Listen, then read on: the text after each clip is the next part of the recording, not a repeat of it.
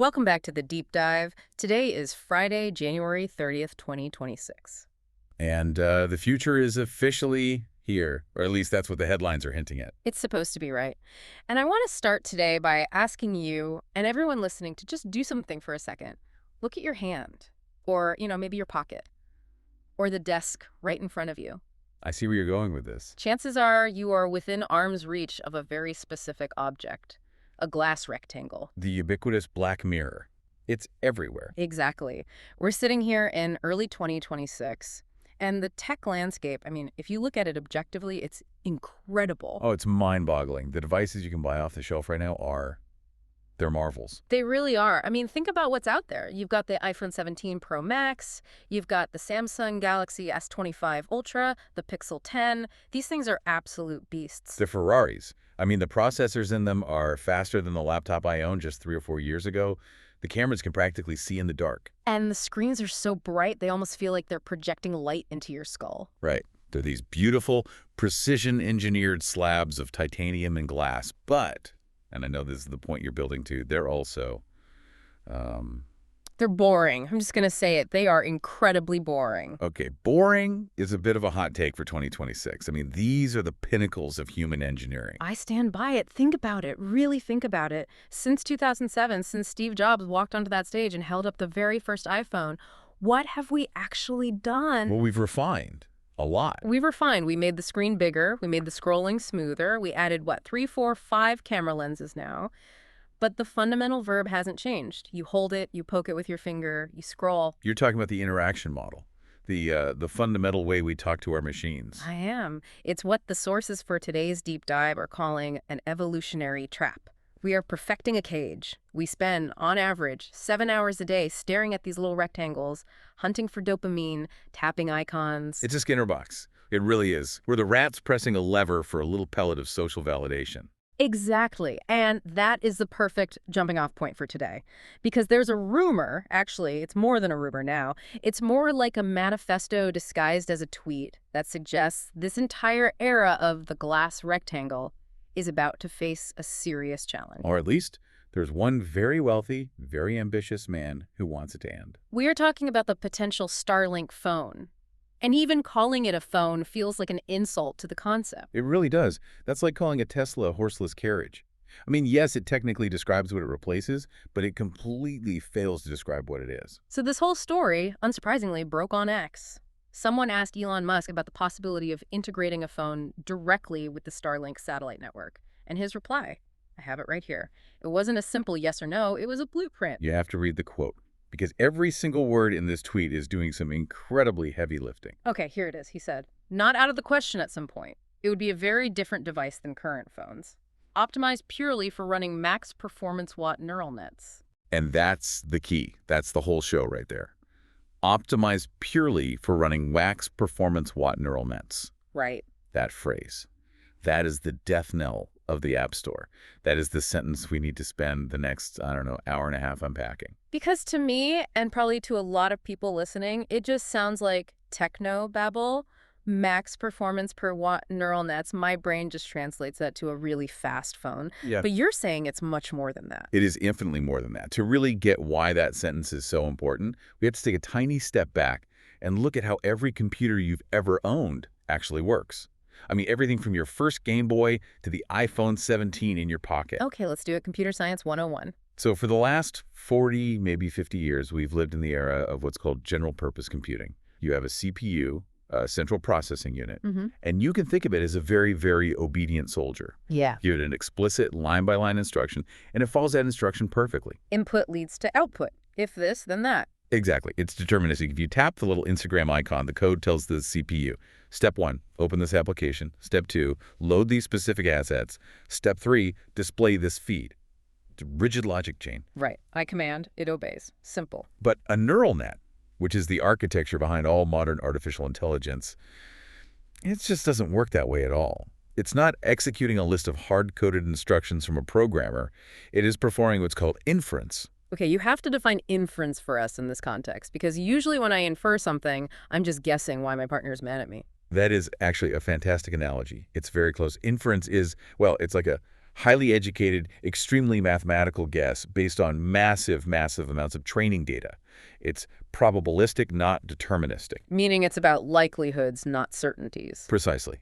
So instead of you tapping a button to explicitly tell the phone what to do, the neural net looks at a whole cloud of data, the time of day, your current location, the tone of your voice, maybe your heart rate from your watch, and it infers what you probably want or need next. So let's connect this to what we have now, the current iPhone. The iPhone 17. It has a neural engine, right? Apple loves to talk about that during their keynotes. It does, yes. It Yeah. has a very capable one. But on an iPhone, that neural engine is like a sidecar on a motorcycle, passenger. The main driver is still the traditional CPU running the traditional app store. So the AI just kind of pops in to help out. It pops in to fix the lighting on your photos or to help Siri understand that you want to set a timer. But the core experience is still you telling the machine what to do. What Musk is proposing with this quote is a device where the neural engine is the driver. It's the whole vehicle. The AI is the operating system. That's it. That's the paradigm shift. The sources we're looking at call this AI-first architecture. In this world, you don't have an app for ordering pizza. You don't have an app for calling an Uber. You have a neural net that understands the abstract concepts of hunger and transportation. That is actually kind of terrifying when you put it like that. It's a shift from the computer being a tool that I use to the computer being an agent that acts on my behalf. That is the perfect way to put it. A tool waits for you to pick it up and use it. An agent anticipates your needs and acts. And to run a true agent locally, not relying on the cloud, but right there in your pocket, you need a very, very specific type of hardware. You can't just use a standard Snapdragon or Apple A-series processor. Why not? I mean, the new Snapdragons are unbelievably fast. They can run games at hundreds of frames per second. They're fast at general computing. They're jacks of all trades, masters of none. Yeah. Musk is talking about creating an ASIC, an application-specific integrated circuit, or, custom NPU, a neural processing unit designed from the ground up to do one thing and one thing only, billions of times per second. And that one thing is Matrix multiplication. matrix multiplication. Yeah. Sounds intense. It is the fundamental mathematics of AI. It's just multiplying enormous grids of numbers against each other over and over again. That's all machine learning really is at its core. And the sources we've seen are speculating about a new architecture, something they're calling the AI-6 architecture. And the performance numbers being thrown around are just staggering. We're hearing talk of a range between 100 TOPS on the low end to a potential 1,000 TOPS on the high end. Okay, break that down. TOPS. TOPS. That's trillions of operations per second. Trillions of calculations every single second. That sounds like a lot. For context, what's inside the fancy iPhone 17 that's in my pocket right now? Yeah, well, let's look back a bit. The iPhone 15's A17 Bionic chip had a neural engine capable of about 35 TOPS. The current iPhone 17 might have, 50, maybe 60 TOPS if we're being generous? So we were talking about a 10x, maybe even a 20x or 30x leap in raw AI horsepower. Not in general speed, but specifically in the ability to do that AI math. A quantum leap. And that kind of power is absolutely necessary because of the next big philosophical shift this device represents. Which brings us to the whole local versus cloud debate. Right, because currently when I ask ChatGPT or Grok or any other AI a complex question, my phone isn't actually doing the thinking. Not at all. Your phone is basically just a walkie-talkie. It's a dumb terminal. It sends your text or your voice command over the internet to a massive, power-hungry server farm in Virginia or Oregon or wherever. And that server farm, which is the size of a warehouse, does the actual work. Exactly. It burns a ton of energy, thinks about your question for a second, and then sends the answer back to your phone. And that's where you get that little pause, that latency. You get latency, you get data usage, which costs you money, and most importantly, you have a privacy issue. Your question, your data, is now sitting on somebody else's server. Musk's vision, this Starlink phone, runs the large language model locally. The entire model. You mean like the whole of Grok right there on the device? A condensed and quantized version of it, yes. Mhm. Like Grok 4, optimized to run on that specific silicon in your hand. The sources are mentioning up to 128 gigabytes of a new kind of high-speed neural memory just for this purpose. So let me get this straight. If I'm hiking in a cave with absolutely zero signal, I can still have a full conversation with the AI. I can ask it to explain quantum physics or write a sonnet. Yes, that's the promise. It doesn't need the internet to think. It only needs the internet to access new real-time information or to communicate with the outside world. But the core intelligence is native to the device. That is a massive, massive distinction. It really does sound less like a portal to a brain somewhere else and more like having a second brain in your pocket. It is the literal definition of augmenting human intelligence. Yep. And because it's all local, it's instant. Think about real-time translation without that awkward 2-second pause. You speak French into it, it instantly speaks Japanese out of it. No lag. Okay, so we've established the guts of this thing are basically a portable supercomputer brain. But I want to get to the physical object itself, because if we're throwing out the app paradigm, we don't need the grid of icons. We don't necessarily need a giant screen. So what am I actually holding in my hand? This is where the speculation in the sources gets really fun. And also where it gets pretty controversial, because it suggests a complete break from the last 2 decades of industrial design. I'm ready. Let's hear it. The sources are describing 2 main sort of diverging paths for the form factor. Both of them are radically different from your iPhone 17. Give me path number 1. Concept 1 is what they're calling the earbud, or the wearable companion. So I want you to imagine a device that is incredibly compact. We're talking dimensions around 50 millimeters by 30 millimeters by 10 millimeters. Okay, that's tiny. That's like a Zippo lighter, a map. Smaller than a Zippo, maybe the size of a very sleek, high-tech pendant, or a large earbud case.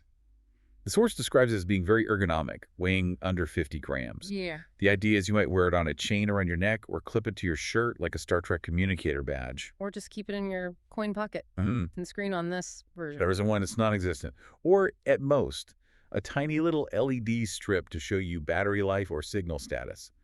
Purely functional. Okay, I have to admit, that sounds niche.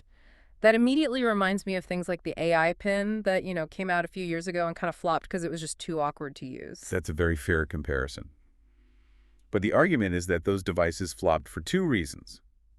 The AI wasn't actually smart enough, and the cloud latency was too high, making it feel slow and dumb. Right. It was just a walkie-talkie to the cloud. Exactly. This thing, remember, has 1,000 TOPS of local processing. It's not a dumb terminal. It's a genius pin. The brain is on board. That's a fair point. Okay, what's the second concept? The less radical one. The second concept is what they're calling the minimalist phone. This is a bit more traditional in that it's a handheld object, but it's still a major departure. Think of a very rugged, pocketable bar. The dimensions being thrown around are about 130 by 60 millimeters, so tall and narrow. Kind of like an old school TV remote. A bit like that, yeah. Or like one of those old feature phones from the early 2000s, the Nokia brick. But imagine it was designed by a spaceship company. It's made of aerospace-grade titanium and carbon fiber. Of course it is. It wouldn't be a Musk product if it wasn't made of titanium. Exactly. It has to be ready for a theoretical trip to Mars, right? Yeah. But here is the real kicker. The screen. Okay, what about it? The sources are very clear that even if it has a screen, it's intentionally designed to be underwhelming. Underwhelming. That's not a word you usually hear in a tech keynote. No. We are talking about maybe a 4-inch display.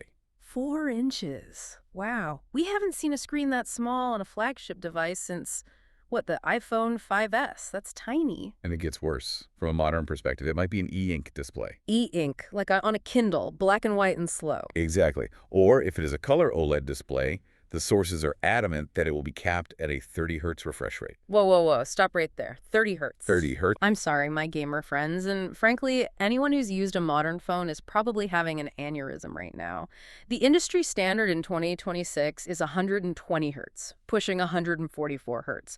30 hertz looks like a broken strobe light. It's choppy. It's laggy. Why on earth would Elon Musk, a man obsessed with max performance, release a phone that feels and looks bad? Because he's not trying to entertain you. He's trying to detach you. That is a very bold sales pitch. Buy our new $1,000 phone. It really sucks to look at. It's completely counterintuitive, I know.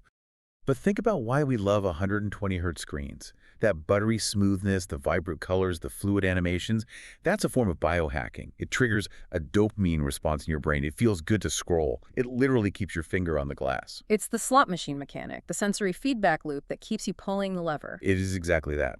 This device is designed from the ground up to break that loop. The screen is there to show you a map for visual confirmation, or a flight's QR code, or maybe a contact's photo. It is for utility only. Not for entertainment. It is actively hostile to entertainment. If you try to doom scroll TikTok or Instagram on a 30 hertz e-ink screen, you're going to get a headache in about 5 minutes and put it away. And that's the point. So it's a feature, not a bug. It's a phone whose design philosophy is get the information you need and then get back to your life in the real world. It is the anti-smartphone. I The think sources compare it to a high-end power tool. A DeWalt drill doesn't have a 4K screen to keep you entertained while you're working. It just drills holes really well. This phone just processes intelligence really well. But I have to play the cynic here. Will people actually buy that? We all say we want to disconnect. We complain about social media addiction, but the numbers don't lie. We are addicted. Can you really sell a rehabilitation device for $1,000? That is the billion-dollar question, isn't it? It's a grand experiment.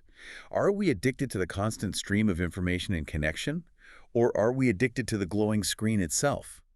Musk is betting that we want the superpower of connection without the kryptonite of the screen. It is a very high-stakes bet. But, okay, let's pivot to the other half of the name, the Starlink part. This is the other killer feature, the one that no other phone maker on Earth can replicate. So we've had satellite SOS features for a while now. If I break my leg hiking in Yosemite, I can point my iPhone at the sky and, after 10 minutes of waving it around, I can send a very short text message. Is this just a better version of that? No. Yeah. That is like comparing a carrier pigeon to fiber optic internet. That emergency SOS is just messaging. This is true broadband. This is high-speed data, full voice calls, streaming audio from the middle of the Pacific Ocean or the North Pole. How is that possible? I've seen the Starlink dishes. I have friends who have them on their RVs or their roofs. They look like pizza boxes. You cannot put a pizza box in your pocket. You cannot. And this is where the aerospace engineering side of Musk's companies comes into play. The sources talk about a miniaturized phased array antenna that's integrated directly into the chassis of the phone itself. Okay, you have to explain phased array to me like I'm 5. I hear that term all the time with Starlink, but I don't really know what it means. Okay, simple analogy. Imagine an old-school antenna, like the one on your car radio. It's like a bare light bulb. It shines light, or in this case, radio waves, in every direction equally. It's dumb and inefficient. Yeah, got it. Now imagine an old, giant satellite dish. That's like a flashlight. You have to physically aim the entire dish at the object you want to see. If the satellite moves across the sky, you have to physically move the whole dish to track it. Right. That's why they have those big motors on them. Exactly. A phased array, on the other hand, is like a laser show. It's a flat grid made up of hundreds of tiny, tiny little antennas. A computer controls the timing, the phase of the signal coming from each of those tiny antennas so precisely that they can steer the combined beam electronically without any moving parts. The dish stays flat and still, but the beam can be pointed anywhere in the sky. So the phone is sitting still in my hand, but inside it, an invisible beam of energy is steering itself, tracking a satellite that's moving at 17,000 miles per hour. Correct. It's performing millions of calculations every second to maintain that perfect lock onto a Starlink satellite as it streaks across the sky above you. That is an incredibly complex piece of physics to cram into a phone. It is. But by 2026, the Starlink constellation is incredibly dense. We're talking about more than 10,000 low Earth orbit satellites. So from any point on Earth, there is almost always one directly overhead, which makes that connection much easier to establish and maintain. And the promise here is literally no dead zones. Theoretically, yes. The middle of the Sahara Desert, the Amazon rainforest, the polar ice caps. The only place it might not work is, deep in a concrete basement because you still need a line of sight to the sky. But geographically, there are no limits. That completely kills the concept of roaming fees. It kills the "can you hear me now" problem. It kills the very concept of being offline, which paradoxically makes that no-screen feature we talked about even more important. You are universally connected to the collective intelligence of humanity at all times, but you aren't constantly distracted by it. Ubiquitous intelligence, zero distraction. That is a really powerful combination. It changes everything. It changes the map. You could run a high-frequency trading algorithm from a raft in the middle of the ocean. And there's always but when it comes to mobile tech, all of that sounds incredibly power hungry. A supercomputing brain doing trillions of operations a second. A phased array antenna talking to space. Surely the battery life on this thing is measured in minutes, not hours. You would absolutely think so. The laws of physics usually say yes. But this brings us to what might be the most revolutionary part of this entire device. The power system. The sources use the word eternal to describe the battery life. That's a biblical word to use for a battery. But a massive promise. The source material calls it the end of charging anxiety. Okay, so how? Are we talking about a tiny nuclear reactor? No mini reactors, thankfully. It's a two-pronged approach. Yeah. Extreme efficiency on one side and next-generation power harvesting on the other. Okay, break it down for me. So first, let's talk about consumption. As we discussed, there is no big, bright 120 hertz OLED screen, which on a normal phone is responsible for up to 50% of the total power draw. That's a huge saving right there. Right. Second, that custom NPU is designed for max performance per watt. It's incredibly efficient, and it's one specific job. So the device, when it's just sitting there, idles at an unbelievably low power draw. The sources estimate it's under 1 watt. Okay, so it sips power instead of guzzling it. It sips. Now for that second prong, generation. The sources claim the entire surface of the device, or at least the back of it, is covered in advanced perovskite solar panels. Perovskite. That's the new solar technology that's been in the labs for a while, right? Exactly. Unlike the old, rigid silicon panels you'd see on a calculator that needed direct, bright sunlight to do anything, perovskite is a material that's highly efficient. It works well even in lower light or ambient conditions, and it can be made thin and flexible. It can be integrated directly into the casing of the phone. So the phone's body is a solar panel. Okay, so let me try and do the math here. If the phone is idling at under 1 watt, And the perovskite solar panels can generate up to 5 watts in direct sunlight. then it's actually gaining charge while it's just sitting on a table outside. In sunny conditions, yes, it creates more energy than it consumes. It's net positive. That is the literal definition of infinite runtime. It is. The source explicitly says indefinite runtime in sunny conditions. It is a prepper's absolute dream device. And even if you're not in the sun, the internal battery, which is rumored to be a 3,000 millirad graphene-based or silicon anode battery, can still give you over 72 hours of mixed use on a single charge. That just blows the whole all-day battery marketing from Apple and Samsung out of the water. Their definition of all day usually means until about 8 p.m., if you're lucky. This renders that entire conversation meaningless. You would literally stop thinking about charging your device. It just exists, and it's always on. And there's a huge sustainability angle here, too, isn't there? Because right now, we throw away our phones every 3 years, usually because the battery is the first thing to die. It's a massive part of the pitch. The sources mention 90% recyclable materials and modular components for easy repair. But the biggest sustainability feature is just the intended lifespan. Current phones are designed for a 3 to 5 year replacement cycle. That's the business model. Planned obsolescence. Exactly. This device, on the other hand, is targeting a 10-plus year lifespan. Because if the battery is self-sustaining and the body is made of nearly indestructible titanium and the software is an AI that constantly learns and evolves, why would you ever need to replace it? That is very bad news for Apple shareholders. Their entire business model is based on selling me a slightly better rectangle every September. It's designed to disrupt the entire business model of consumer electronics as we know it.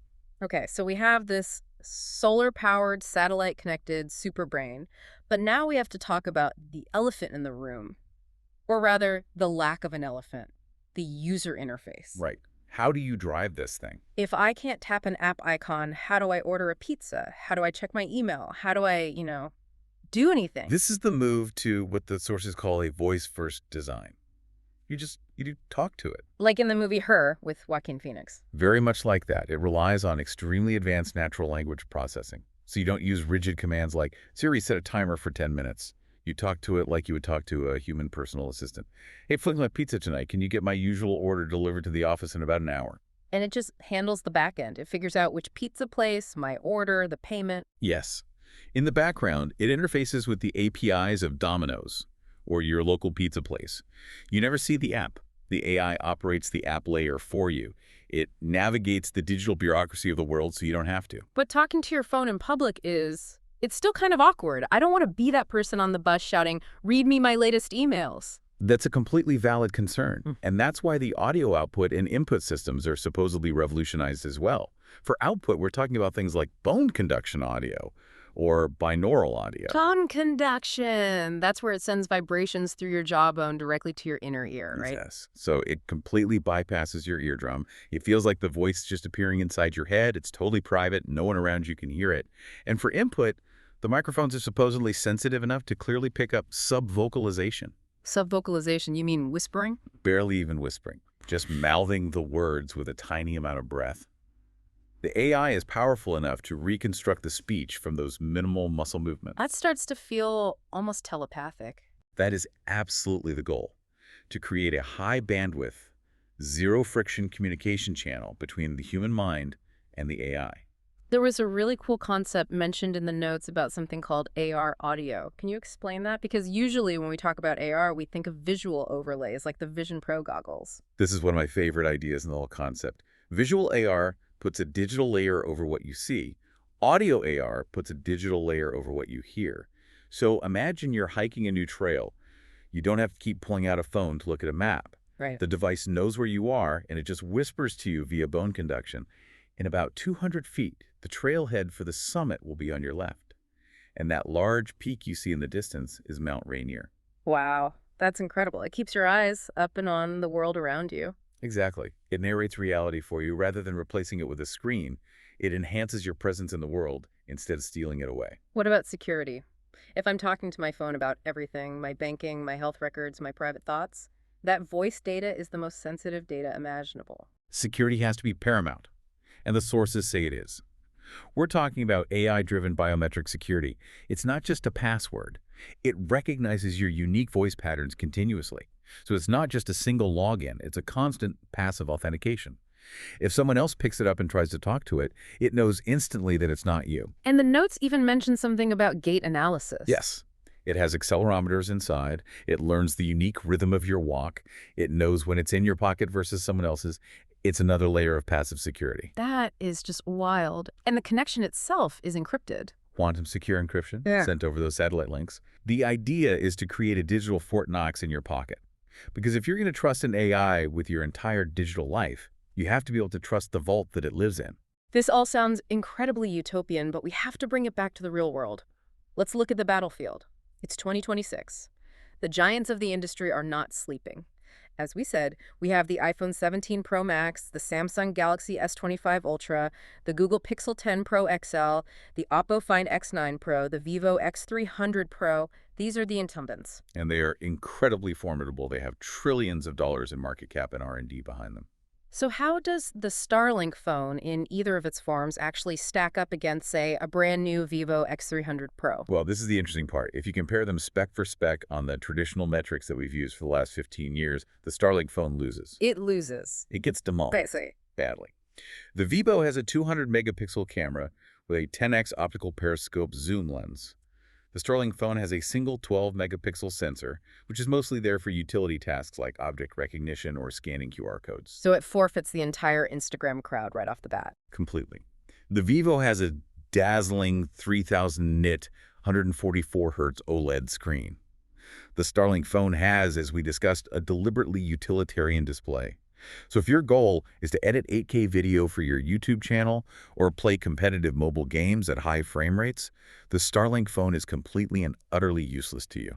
So who is it for then? What's the market? It's for the user who is fundamentally tired of the attention economy.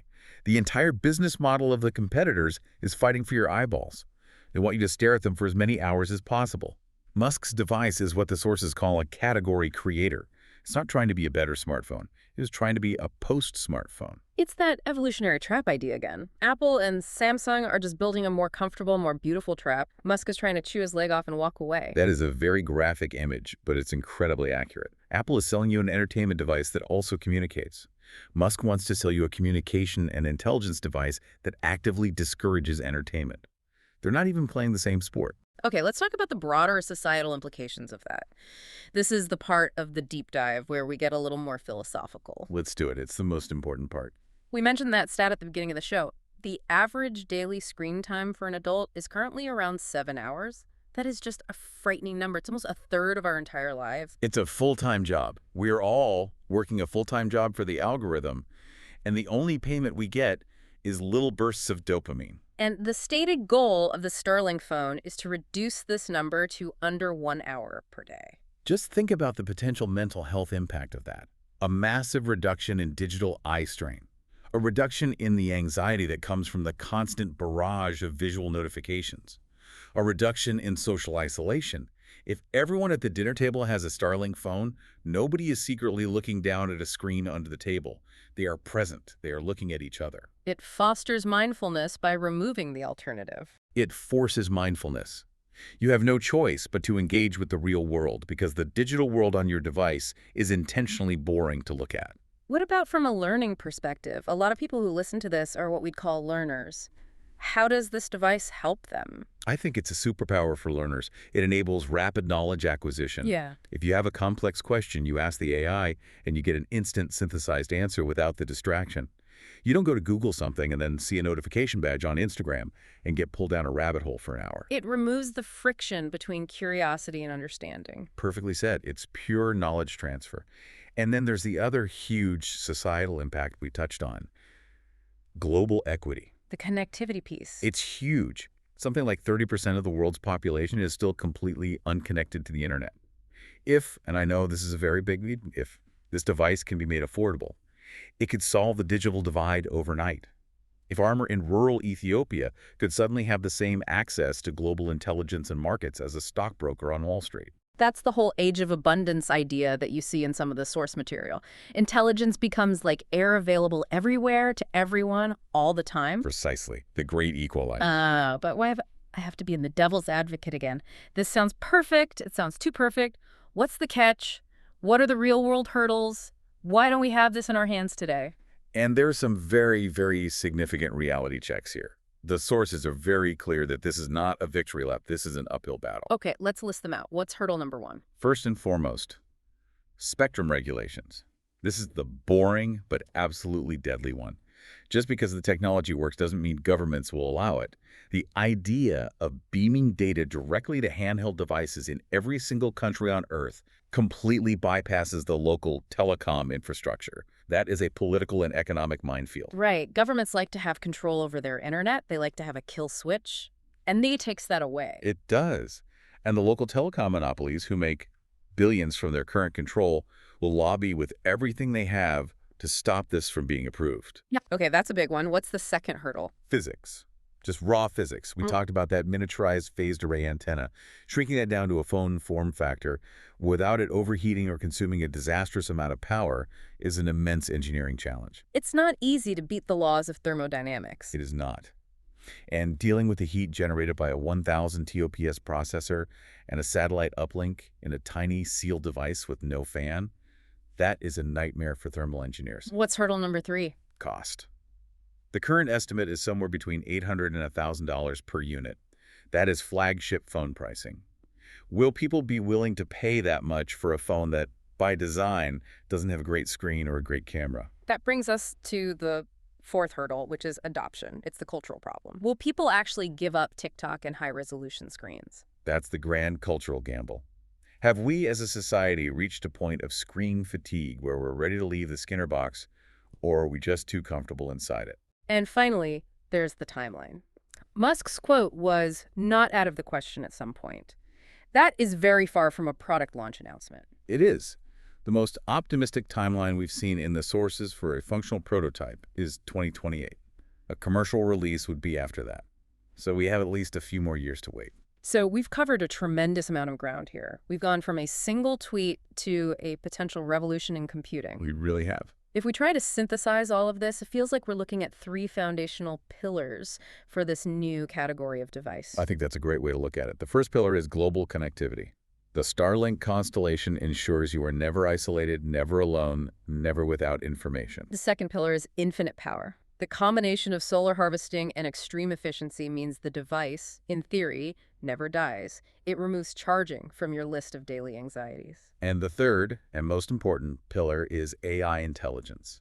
A powerful local brain that works for you, the user, not for advertisers trying to capture your attention. It's a bridge to what the sources called ubiquitous intelligence. That's the perfect phrase for it. So as we wrap up, here is the final provocative thought we want to leave you, the listener, with. We want you to really mull this over for the rest of the day. Imagine you have this device. You can buy it tomorrow. It knows everything known to man. It can connect you to anyone on Earth instantly, from anywhere. And it never, ever runs out of battery. But you cannot scroll through a social media feed. You cannot watch a viral video. You cannot see how many likes your latest photo got. Would you buy it? Or have we as a species fallen in love with the glass rectangle itself? Are we addicted to the pure connection that this device promises, or are we really just addicted to the screen? That is the question that I think will define the entire next decade of human-computer interaction. Thank you for joining us for this deep dive. And next time you're outside at night, look up. You might just see a Starlink train passing by. And when you do, imagine what it might be connecting to in just a few years. We'll catch you next time.